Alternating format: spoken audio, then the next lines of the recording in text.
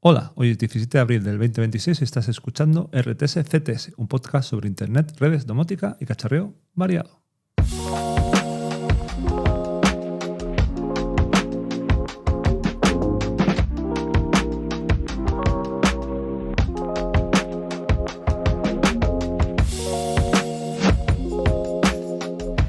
Y hoy vengo a contarte algo que ya he adelantado en la hermana pequeña de este podcast, que se llama TTL Un Minuto, un podcast limitado a un minuto, formato Prestocast.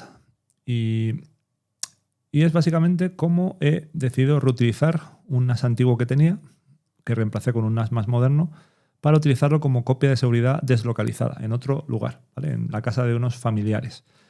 ¿Y cómo he hecho esto? ¿Por qué he hecho esto en primer lugar? Bueno, pues porque tenía un NAS que no estaba dando uso y eso me generaba un poco de carga mental, tener ahí un cacharro sin utilizar. Entonces tenía la pregunta típica de o lo regalo o lo utilizo.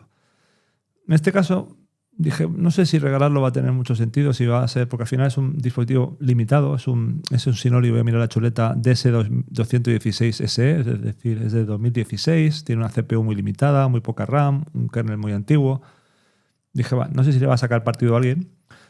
Y me motivaba a intentar aprender a poner esto en funcionamiento en otra casa y que hubiera un backup remoto.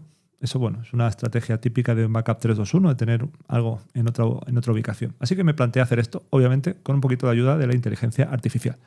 Entonces os cuento, yo tengo un NAS Ugreen, no me acuerdo el modelo concreto, de 2 bahías, de XP 2800 o algo así puede ser que se llame, con bastante capacidad, creo que lo tengo en RAID 1, es decir, los dos discos que tiene hacen redundancia 1-1, si se estropea un disco no pierdo nada.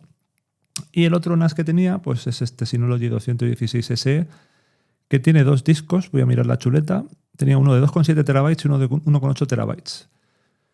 Con lo cual ahí ya tenemos una pequeña cosa de cómo hago esto, cómo lo utilizo esto para sacar el mayor provecho. Y es un dispositivo muy antiguo, por lo cual, aunque hay un montón de maneras de hacer un backup así, de tener algo en otra casa, pues puedes poner un WireGuard con un túnel para hacer la conexión segura entre ellos y luego puedes poner ahí diferentes soluciones de backup, tipo Borg y otras. Pero esas soluciones pues necesitan un dispositivo más moderno. Entonces yo dije, ¿cómo puedo hacer esto? ¿Cómo puedo simplificar al máximo? Entonces, en primer lugar, hay que saber qué hardware tienes entre manos. Entonces, en el NAS moderno puedo instalar Docker, puedo instalar bastantes cosas. Puedo instalar un WireGuard, puedo instalar soluciones de backup más modernas, pero en el NAS antiguo no. Así que al final opté por una solución muy simple, que es, voy a utilizar Tilescale, que sí que tiene aplicación en el NAS antiguo, que no no requiere el soporte de kernel más modernos y de la capacidad que necesita WireGuard, que era imposible de utilizar en el NAS antiguo. Hubiera tenido que hacer alguna solución con otro dispositivo adicional y solo quería llevar el NAS a la otra casa. Y para hacer lo que es la copia en sí, en vez de utilizar una aplicación más dedicada a backup, más moderna, más flexible, pero que por contra no encontraba una con soporte fácil en el Synology antiguo, en el NAS antiguo, en el NAS de backup, pues decidí utilizar rsync simplemente, ¿vale? Entonces, ¿qué hice? Pues en primer lugar, formateé los discos del NAS antiguo y me planteé cómo utilizarlos. Tengo dos unidades de diferente tamaño. ¿Qué hago? Los pongo, los uno para tener un volumen más grande. Los pongo en algún formato de RAID de redundancia, con lo cual básicamente estaría limitado por el más pequeño. O una solución un poco de compromiso, que es yo quiero hacer un backup que me genere una copia, un snapshot diario y otro mensual. Entonces lo que hice fue poner el disco de más capacidad para los snapshots diarios y crear un volumen para el disco de menor capacidad para los snapshots mensuales.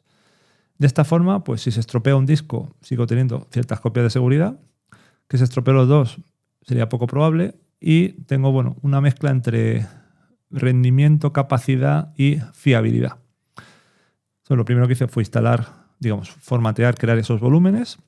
Luego lo siguiente que hice fue instalar el Tilescale y pues darme de alta y crear una conexión entre el NAS moderno, para lo cual tuve que instalar también Docker, con Tilescale en el Docker de ese NAS. No tenía NAS corriendo porque yo realmente no tenía Docker corriendo, porque realmente yo en casa tengo todos los Dockers en un mini PC dedicado.